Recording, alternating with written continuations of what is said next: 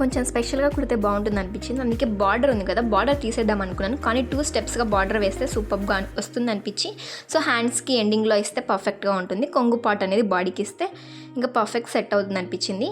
So ఈ dress చూసాక మీరు నేను కుట్టిన విధానం పర్ఫెక్ట్గా సెట్ అయింది లేదా కామెంట్ చేసుకోండి అండ్ లైక్ చేయండి. ఇక్కడ వచ్చేసి నేను ముందైతే కుట్టా కదా, చూడండి కంపారిజన్ చేయండి దానికి. సో ఇది అనమాట ఫినిషింగ్ డ్రెస్ అయితే. So thanks for watching and don't forget subscribe my channel.